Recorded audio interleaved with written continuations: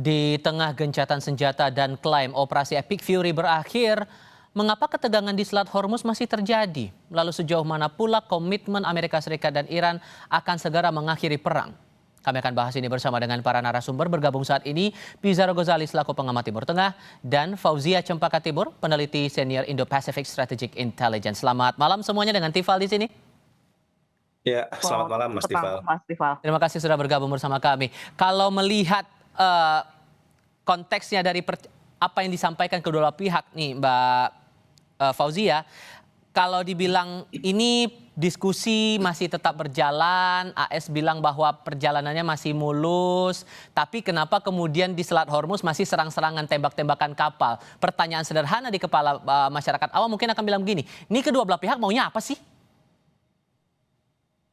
Betul Mas Tifal. Jadi betul memang ini kita lihat bahwa kedua belah pihak ini masih memanage atau berusaha untuk mengatur tempo dalam konteks koridor eskalasi. Karena kita juga masih ingat tentu pada tanggal 1 Mei lalu ini Iran mengirimkan juga sebuah proposal perdamaian begitu ya yang 14 itu, dan waktu itu konteks yang sama juga disampaikan oleh Trump bahwa belum memberikan respon, menjaga ritme respon, dan juga bahkan belum mengirimkan eh, perwakilannya begitu. Dan dalam konteks lain juga kita lihat waktu itu Trump juga menyampaikan bahwa tidak ingin diburu-buru untuk menyetujui begitu ya, dan ini sebenarnya hal yang sama juga saat ini dilakukan oleh Iran begitu untuk belum menyetujui secara serta-merta apa yang klaim yang disampaikan oleh Trump. Terlebih Pakistan menyampaikan bahwa dari negosiasi yang disampaikan ini akan menjadi sebuah memorandum of understanding yang sifatnya jangka panjang begitu. Yang kedua adalah konteks di lapangan itu tentu saja seringkali berbeda dengan apa yang dihadapkan dari panggung diplomasi begitu. Jadi memang konteks di lapangan ini kita lihat kondisi waktu 1 Mei itu juga terdapat serangan dari Amerika Serikat terhadap Iran begitupun, dan kedua belah pihak pun melakukan serangan yang sifatnya kecil, meskipun pada waktu itu dari konteks Iran sendiri yang menyatakan juga bahwa ini bukanlah bagian dari berhentinya gencatan senjata. Jadi kita ada pola yang berulang, tapi saat ini dilakukan oleh Amerika Serikat dan waktu itu dilakukan oleh Iran begitu. Dan ini memang sangat wajar, namun saya sendiri melihatnya sebagai pola yang sebenarnya seharusnya akan mengantarkan pada perdamaian yang akan mengakhiri perang ini begitu. Terlebih kita tahu bahwa di domestik sendiri ini dari Amerika Serikat pun sudah lewat dari 60 hari, yang artinya jika dia ingin melanjutkan perang kembali ini harus pastinya menggunakan izin dari atau persetujuan dari Kongres. Dari Iran sendiri pun sudah memiliki beban domestik secara ekonomi maupun secara militer, Mas Tifal. Sederhananya menjaga tempo ini demi menguatkan posisi siapa yang paling kuat atau ada hal lain mau dikejar nih Mbak Fauzia? Tentu untuk mendapatkan konsesi terbesar dari hasil diplomasi ini, Mas. Jadi tentu kita lihat bagaimana poin-poin terkait dengan nuklir misalnya, yang sebelumnya Iran tidak ingin menurunkan sama sekali ke enrichment atau pengayaan uraniumnya, namun saat ini misalnya pengayaan uraniumnya tersebut ingin diturunkan atau berkenan diturunkan, tetapi tidak mau dipotong atau dihentikan mesin, infrastruktur, dan sistem pengayaan yang saat ini dimiliki, misalnya seperti itu, Mas. Jadi saat ini kita lihat tentu saja dalam konteks ini kedua belah pihak sedang menginginkan mendapatkan konsesi terbesar dari hasil negosiasi ini nantinya, Mas Tifal. Mas Pizarro, Anda melihat bahwa perang psikologis ini yang kalau kita baca dari berbagai pernyataan kedua belah pihak yang tampaknya kontradiktif dalam satu momen ke momen yang lain, ini lagi ngejar apa sih sebetulnya? Iya, pertama kalau kita lihat Amerika itu sebenarnya double standar ya. Dia mengatakan Epic Fury itu berakhir, tetapi blokade terhadap perairan Oman dan juga pelabuhan Iran itu masih dilakukan. Jadi gaya Trump itu kita lihat itu suka berbeda ya antara apa yang diucapkan dengan realita. Ini yang kemudian ditafsirkan oleh Iran bahwa perang itu belum selesai ya, bahwa eskalasi itu belum benar-benar selesai. Terbukti kan kemudian kemarin Amerika Serikat itu kan kembali melakukan serangan kepada Iran. Saya yakin betul serangan itu dilakukan yang pertama kali itu oleh Amerika Serikat, tidak oleh Iran gitu. Karena menurut saya Amerika Serikat memang mencoba untuk melakukan eskalasi agar kemudian perang ini menjadi besar, ada serangan dari Iran dan kemudian Donald Trump itu bisa melempar kepada Kongres untuk dia mendapatkan persetujuan peperangan yang akan dilakukan terhadap Iran ya. Karena kan sampai sekarang kan ini deadlock nih 30 dan 60 hari nggak Ya. ada kelanjutan, ini mau perang apa negosiasi belum jelas gitu dan Donald Trump juga nggak punya justifikasi. Kemudian kita lihat ini ada gaya gaya permainan dari Donald Trump. Dia bilang mengatakan epic fury berakhir, tapi kemudian kita tetap sedang melakukan self defense, pertahanan diri gitu. Makanya kan tadi Amerika Serikat mencoba memainkan narasi bahwa serangan dia kepada Iran itu dilakukan karena Iran terlebih dahulu menyerang kapal-kapal militer mereka seperti itu. Jadi ini juga menurut saya itu juga menjadi double standard dan ini menurut saya presiden ini bukan hanya pada Trump. Dulu Bill Clinton juga sama tuh ketika melakukan serangan terhadap Serbia, itu kan 60 hari udah selesai. Tetapi nanti kalimatnya diubah sama dia. Mirip kayak Trump, kalau Trump ngomong dia ini self defense, nanti Bill Clinton mengatakan, oh ini kan ini cuman cuman serangan terbatas saja kok nggak skala besar gitu. Nah apa sih yang dicari ini? Dan jujur aja, Trump ini masalahnya sekarang, kalau dia mundur dari perang itu dia kalah dong. Hmm. Ya dia nggak bisa menjual kemenangan gitu. Kenapa kemudian dia masih berusaha untuk melakukan serangan kepada Iran gitu. Karena kan gini, dari semua tujuan dari Donald Trump yang dilakukan, apa sih yang udah kedapat? Nggak ada semua kan. Uranium masih dipegang oleh Iran. Fasilitas nuklir, iya memang beberapa hancur, tapi kan dia masih masih kuat memegang fasilitas nuklir. Kemudian Selat Hormuz juga masih dikendalikan oleh Iran. Jadi dari segala macam objektif ini, kalau kemudian sekarang mau perang itu berakhir, ya Amerika Serikat dalam pihak yang kalah. Hmm. Kredibilitas Donald Trump itu semakin semakin lama semakin jauh dan mungkin akan berdampak terhadap nanti terhadap pemilu pada 2006 pemilu setelah nanti kayak gitu. Jadi Donald Trump itu masih penasaran gitu. Problematikanya dia juga bingung, dia mau melakukan apa lagi nih untuk menekan Iran. Serangan militer itu tidak efektif. Blokade tidak benar-benar mencekik Iran ya. Makanya kemudian dia mencoba mencari cara bagaimana celahnya untuk terus melakukan tekanan-tekanan pada Iran. Ini bahkan Mas Tifal ya sekarang, Mhm. ini data pelacakan ya, pesawat-pesawat Amerika Serikat itu sekarang lagi mengisi tangki minyaknya nih, tangki bensinnya, Mhm. yang kemudian banyak ditafsirkan bahwa bukan tidak mungkin serangan-serangan terbatas kayak model sekarang. Ini kan bukan skala perang penuh nih yang dilakukan oleh Amerika Serikat, tapi skala-skala terbatas. Tapi itu kan terus dilakukan sampai kemudian Iran itu ketika dalam negosiasi kira-kira Amerika Serikat tuh dapat konsesi ya seperti tadi disebut oleh Mbak Fauziah gitu. Tapi problematikanya jangan lupa Iran tuh sekarang posisinya semakin lama semakin strong. Sekarang aja di Selat Hormuz itu kan dibikin regulasi baru tuh. Kapal-kapal yang mau lewat harus koordinasi dulu sama Teheran, kemudian dia harus mendapatkan izin dari wilayah Teheran, baru dia kemudian menjadi keluar gitu. Itu kan Ah. sebelumnya nggak pernah terjadi seperti itu. Tetapi sekarang udah Sederhananya, sorry saya dilakukan oleh potong Iran. Mas, sehingga kalau analisis Anda sederhananya ini kalaupun dilempar pernyataan yang kesannya ingin menyerang Iran, justru Iran membalas itu dengan tidak membalas dengan respon yang terbilang agresif, begitu? Iya, karena kan gini, Iran ini juga paham pancingan Trump. Iran ini kan pinter juga. Dia tahu nih, Trump ini sedang goda-goda dia, memprovokasi dia, agar kemudian Iran melakukan serangan balasan. Nanti kan ketika ada terjadi serangan balasan besar kepada Amerika Serikat, Donald Trump itu kan bisa mengklaim bahwa kami diinvasi oleh Iran, kami di-attack sama Iran, ada agresi dari Iran. Hingga kemudian nanti Kongres itu ketok palu. Hmm. Oke, kamu go untuk melakukan perang. Ini kan banyak terjadi. Perang Vietnam kan gitu juga. Kan sepele itu perang Vietnam. Perang Vietnam itu terjadi ketika kapal-kapal patroli Amerika Serikat itu diserang oleh Vietnam. Walaupun skalanya kecil Mas Tifal, tapi ini dijual sama Lyndon Johnson bahwa kita mendapatkan serangan dari Vietnam. Dari situ kemudian nanti Kongres Amerika Serikat menyetujui 100.000 pasukan untuk melakukan invasi darat kepada Vietnam seperti itu. Jadi Oke. ini yang sebenarnya sedang dicari oleh Amerika Serikat. Mbak Fauzia, kalau di sisi lain kita juga melihat masih ada aksi penembakan kapal-kapal. Awalnya kita ingat di Selat Hormuz itu awalnya blokade dulu, ditahan dulu, terus sekarang saling sandra menyandra, terus ada penembakan seperti ini. Kita perlu khawatir nggak sih bahwa skalanya akan lebih intens lagi untuk serangan-serangan ini di Selat Hormuz itu?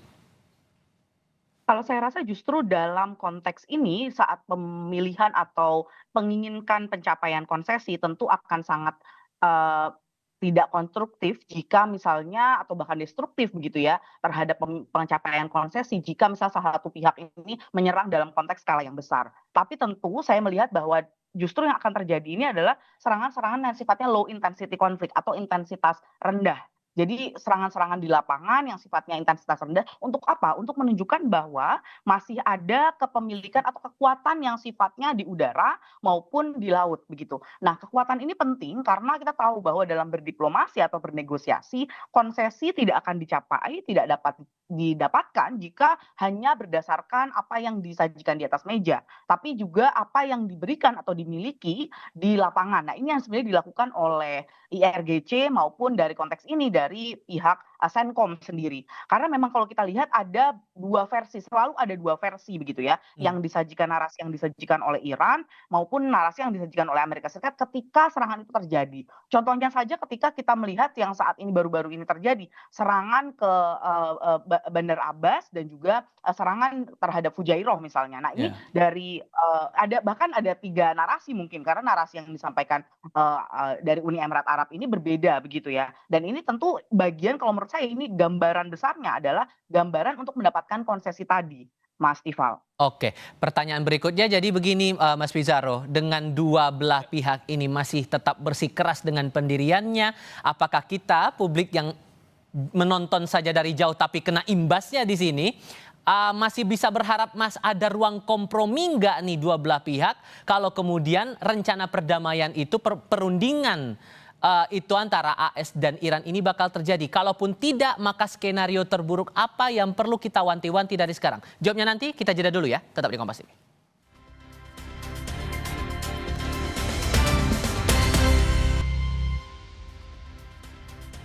Mas Pizarro, kalau melihat dua belah pihak dalam hal ini Iran dan Amerika tetap bersikeras dengan pendirian masing-masing, sementara katanya sudah lagi bahas perundingan di balik layar, kita masih bisa berharap ada ruang kompromi nggak nih dua belah pihak ini untuk bisa sampai kata sepakat itu?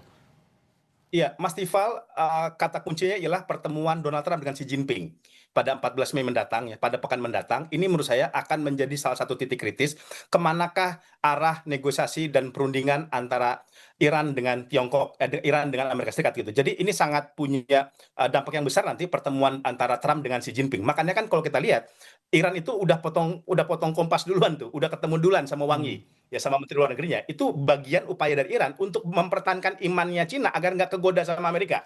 Karena kan Donald Trump ini udah mulai menggoda-goda nih. Kalau Oke. kamu lepas duluan sama Iran, kamu sanksi saya cabut. Microchip akan kita kerjasama lagi. Ya kemudian tarif juga akan kami turunkan. Jadi Washington ini Trump lagi mencoba mengaduk-aduk imannya si Jinping nih agar kemudian coba melepaskan dukungannya kepada Iran. Tetapi akan sangat sulit ya. Dan itu bisa dilakukan karena DNA politik luar negerinya Cina itu memang sudah dekat dengan Iran. Dan kemudian paling titik kompromi ya menurut saya Donald Trump itu pasti dalam titik kompromi ini pasti akan ketemu jalannya. Karena masalahnya Mas Tifal, waktu nggak berpihak sama dia. Hmm. Kayak gitu. Dikit lagi pemilu sela, Juni ini akan pemilu, dan jangan lupa loh, pemilu sela ini hanya berjarak 2 tahun lagi pemilu Presiden Amerika Serikat. Iya. November 2008, seperti itu. Hmm. Maka pemilu sela ini akan menjadi referendum mini bagi ujian politiknya Partai Republik. Kalau dia kalah di 2026 ini, maka 2028 dia akan kalah. Maka bagi saya Donald Trump itu tidak akan punya pilihan, dia akan tunduk dalam skema negosiasi perdamaian. Kemudian akhirnya Cina dan Rusia itu akan masuk dalam negosiasi ini. Saya berpikir ke depan memprediksi bahwa Pakistan tidak akan menjadi mediator tunggal karena kan Pakistan itu cuma fasilitator aja sebenarnya, bukan mediator gitu ya. Ini akan masuk nanti Tiongkok, akan masuk Rusia, dan kemudian akan memberikan jaminan bahwa Iran tidak akan membuat senjata nuklir. Berapa Titik mungkin komprominya persentasenya Anda mereka akan terlibat langsung depan panggungnya nih Mas, yang Tiongkok dan Rusia ini? menurut saya sangat besar. Karena masalah sekarang Donald Trump nggak punya banyak pilihan. Siapa negara-negara yang mendukung dia sekarang? Eropa tidak mendukung, NATO tidak mendukung, anggota negara-negara koalisi di Asia Pasifik, Jepang, Korea Selatan itu mulai kemudian berselingkuh dengan Iran. Seperti itu. Dia tidak punya banyak dukungan. Dia nggak punya banyak pilihan. Maka kemudian dia akan menerima kemudian ketika Cina masuk. Tetapi kemudian jalan tengahnya ya bahasanya itu kemudian titik kompromi yang dilakukan. Kemungkinan Iran akan menyerahkan cadangan uranium yang dia punya itu untuk dititip ke Rusia. Seperti itu. Karena begini, kalau perang ini berlanjut, jangan lupa ada 2 hal yang akan dikorbankan oleh Amerika Serikat. Kekuatan dia di Indo-Pasifik. Kalau dihabis di Iran, maka kekuatan Indo-Pasifik akan dikuasai oleh Cina. Seperti itu. Kalau dia kemudian berkepanjangan perang dengan Iran, jangan lupa Ukraina masih berlangsung dan bukan tidak mungkin itu kemudian akan dikuasai oleh Rusia. Dia nggak punya banyak pilihan. Ini sedang berjudi Donald Trump. Mana mau yang ingin dia lepas. Kemungkinan karena Iran tetap ngotot, dia tidak mau membongkar fasilitas nuklirnya, mungkin bisa saja ke depan akhirnya Donald Trump itu banting harga. Oke lah, saya tidak menuntut Anda kemudian membongkar fasilitas nuklirnya, tetapi cadangan uranium itu diberikan kepada Rusia. Menurut saya, Iran kalau tawaran seperti itu, dia mungkin saja dia mau. Karena yang penting cadangan uranium dia tidak diserahkan kepada Amerika Serikat. Yang itu sama juga menyerahkan kedaulatan dia kepada Amerika Serikat. Saya kira akan suatu kesepakatan, ada suatu jalan tengah yang mungkin tidak dicapai dalam waktu singkat ya. Mas Tifal, mungkin ini butuh waktu yang berbulan-bulan atau berpekan-pekan, tetapi saya kira arahnya ke situ, akan terjadi titik kompromi dan kemudian sekalipun ada eskalasi itu tidak besar, tidak menjadi skala perang yang sangat panjang. Karena bagi Amerika Serikat, jangan lupa, utang Amerika Serikat sekarang itu 39 triliun US dollar. Baik. Inflasi udah 3,3 dan trennya itu terus naik. Maka kalau ini terus dilakukan, bagi saya kredibilitas Donald Trump semakin lama semakin jatuh dan itu bisa menjadi tolak ukur kekalahan Partai Republik di pemilu selanjutnya nanti. Itukah yang paling make sense skenario-nya Mbak, bahwa peran dari Tiongkok dan Rusia itu harus muncul saat perundingan, atau justru ada hal lain atau siapa yang rasanya paling memungkinkan untuk perundingan itu bisa mencapai titik kompromi antara dua belah pihak, Mbak Fauzia? Betul, saya melihat begini Mas Tifal, karena kita harus ingat bahwa pertemuan Trump dan Xi Jinping ini nantinya dijadwalkan di tanggal 14 sampai Ya. 15 Mei ini. Nah, ini sebenarnya koridor yang paling penting untuk nantinya tercapai perdamaian. Karena setelah itu akan ada variabel lain, yaitu terkait dengan apakah perjanjian atau pertemuan antara Xi Jinping dan Trump ini berhasil. Begitu, dan tentu akan mengubah lagi skenario kalkulasi antara Iran dan Amerika Serikat. Itu yang pertama. Yang kedua adalah, jika tadi pertanyaannya apakah saat ini Tiongkok sudah mau atau akan mau maju ke depan panggung begitu ya. Saya rasa saat ini mungkin adalah waktu yang juga tepat, karena kita juga harus melihat bahwa Tiongkok saat ini memegang presidensi sebagai Dewan Keamanan PBB di bulan ini. Nah, ini sebenarnya seolah menjadi panggung yang tepat bagi Tiongkok untuk turut membantu menjadi negosiator atau bahkan mediator dalam konteks ini. Karena sebelumnya tentu kita ingat dari tanggal 28 Februari bahkan hingga perang berjalan selama 30 hari tidak ada statement dari Tiongkok begitu. Nah, tapi sekarang tentu sudah ada seperti pertemuan yang disampaikan antara Arakci dengan Tiongkok beberapa waktu yang lalu begitu. Nah, ini juga menunjukkan bagaimana kemauan atau kemauan Cina untuk menerima kunjungan dari Iran ini bentuk sebenarnya Tiongkok sendiri sudah mau maju ke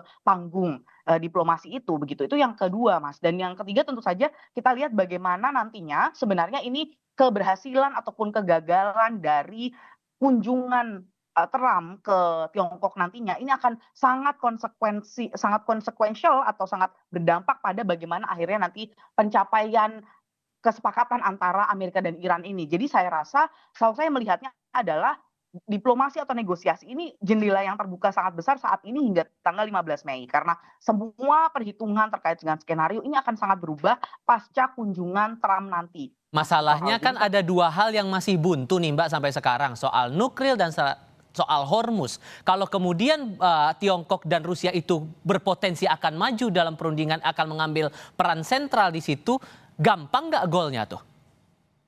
Ya, betul. Kalau Rusia kita tahu ya, sudah banyak diskusi tentang bagaimana Putin menelpon Trump misalnya selama 90 menit beberapa waktu yang lalu. Ini tentu saja poinnya bukan tentang Hormuz, tapi poinnya tentang nuklir begitu ya. Dan ini poin yang tentu akan memecah kebuntuan, sehingga kalau kita lihat diskusi-diskusi terkait dengan apakah pengayaan uranium yang tadinya 60% diturunkan persentasenya, grade-nya, ini sudah mulai ada diskusi yang sifatnya teknis dan mekanik begitu. Itu tentu saja karena diskusi yang dialami atau dilakukan oleh Arakci dan Putin, dan juga maksud saya Putin dan Trump begitu. Itu terkait dengan nuklir. Yang kedua tentang Selat Hormuz, ini tentu lebih banyak diskusi dengan Beijing atau nantinya, karena memang kita tahu bahwa impor terbesar minyak yang dimiliki oleh Iran adalah ke Tiongkok begitu. Jadi tentu saja sebenarnya penutupan blokade yang dilakukan Amerika Serikat saat ini sedikit banyak sangat berpengaruh untuk Tiongkok begitu. Jadi ini tentu saja poin kedua yang memang menjadi kebuntuan, dan saat ini ada kunci tadi yang saya sampaikan bahwa ada pola, ada kesempatan bagi Tiongkok untuk tanpa terlihat berinvestasi terlalu banyak terhadap konflik ini begitu, Baik. bahwa memang posisi sebagai presidensi Dewan Keamanan memberikan dengan panggung untuk melakukan hal tersebut, Mas Tifal. Oke, singkat saja Mas Pizarro. Kalau kemudian dalam perundingan berikutnya nggak ketemu lagi titik temunya, titik sepakatnya nggak dapat lagi, kita harus melihat konsekuensi terburuk atau skenario terburuk apa lagi yang bakal terjadi di tengah perang yang sudah mau genap 2 bulan ini, Mas Pizarro. Iya, menurut saya tidak akan terjadi eskalasi perang begitu sangat besar ya. Karena masalahnya kalau ini eskalasi besar, maka Trump akan terjebak dalam perang jangka panjang yang itu sebenarnya dihindari oleh dia. Ingat Mas Tifal, perang Irak melawan Amerika Serikat, walaupun akhirnya Saddam Hussein turun, tetapi ada konsekuensi anggaran militer yang tersedot hampir 3 triliun US dollar. dalam pertarungan melawan Saddam Hussein. Dalam perang Afghanistan juga sama. Niatnya mereka bisa menghabisi Taliban dalam 1-2 tahun, tetapi perang berlangsung selama 2 dekade dan kemudian ongkos militernya juga sangat besar, itu bisa mencapai 4 triliun US dollar. Apakah Trump mau mengikuti hal yang sama seperti itu? Problematikanya lagi-lagi waktu tidak berpihak sama dia, masalah ekonomi di Amerika Serikat juga sudah sangat tinggi, inflasi 3,3%. Sekarang angka kredit rumah juga sangat meningkat, padahal ini anak-anak muda dari Amerika Serikat juga sedang membutuhkan rumah tempat tinggal. Ini membuat citra Trump semakin lama tidak populer dan bisa tidak mungkin itu jalan jatuhnya Partai Republik. Trump tidak punya banyak pilihan di meja mereka, dan menurut saya pada gilirannya akhirnya Trump akan menyerah dan kemudian mengikuti skenario kompromi 50-50 mungkin yang akan menjadi jalan tengah, yang itu harus diambil dia. Karena kalau perang itu panjang, ingat Iran itu siap, masyarakatnya siap, RJ siap, tapi apakah Amerika siap? Kita tidak melihat masyarakatnya siap, Kongresnya itu juga siap, dan hanya Trump. Karena Trump itu semakin lama perang, dia juga kaya itu. Karena banyak perusahaan-perusahaan militer Trump itu juga terkoneksi dengan perusahaan-perusahaan militer Amerika Serikat yang itu menguntungkan dia sendiri. Baik, Mas Pizarro, Mbak Fauzia, terima kasih banyak sudah mau berdiskusi dan berbagi pandangan bersama kami kali ini. Sehat selalu semuanya, selamat malam.